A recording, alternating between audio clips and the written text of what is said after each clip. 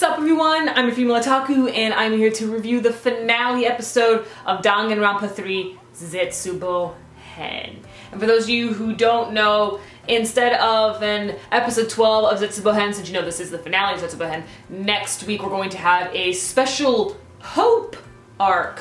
That's what they're calling it. I believe it's supposed to be like a 1 hour special, and on the cover of it we have both Naegi and Hajime, so I wonder what's going to be going on with that. But anyway, with this finale episode of Zetsubo Hen is my favorite of all of Danganronpa 3 and stuff. Well, basically, all of Danganronpa in general, really. I mean, I love Super Danganronpa 2, but Zetsubo Hen mainly because how they adapted all these dark themes and stuff. Even with this episode, just really well done showing us how Hope's Peak Academy ended.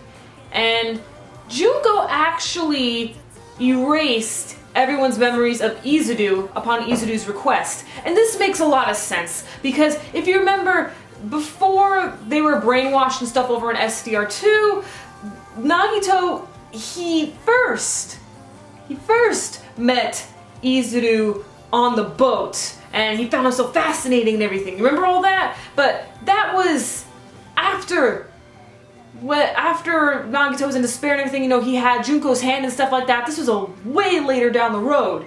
So I'm really glad that they told us this. And the reason why Izuru wanted their memories erased of him is because he wants to test something out. He wants to know what will be harder to predict, despair or hope. So he now knows that hope can also be unpredictable. So, will we find out in the finale episode which is harder to predict?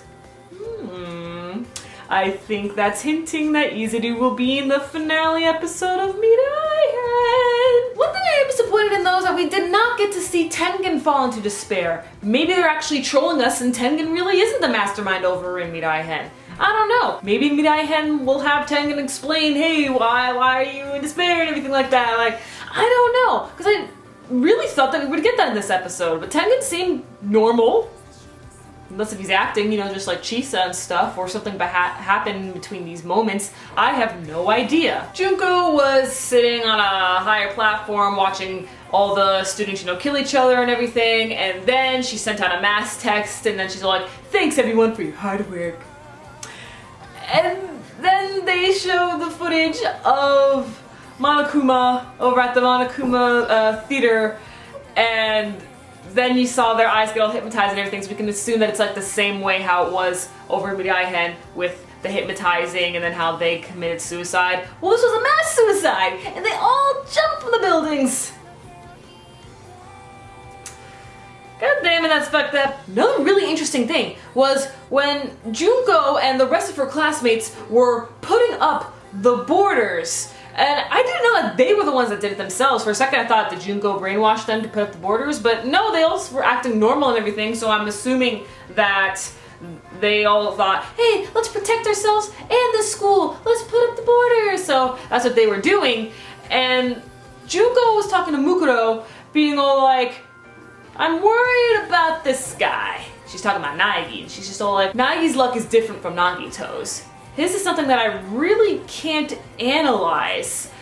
And she was really shocked at the events of when she tried to hit him and stuff. So she wasn't too sure on whether or not she should kill him. Well, at first, Mukuro was just like, so we should kill him then? And then Junko thought really hard, and then she's like, you know what, nah, I mean, even if he does defeat me, it'll be a despairing-full defeat. So what do you know? She, in a way, kind of predicted what would happen, or was really foreshadowing what would happen. Chisa and the rest of the 77th class graduated. Chisa let her students go to spread more despair across the world, and so they did. The one thing I truly did not expect was that after credits scene, because we actually saw a complete animated version of when Hajime and AI Chiaki meet in Super Danganronpa 2. It was really cool. Like, Hajime was standing right next to Nagito as well, because, you know, at the time,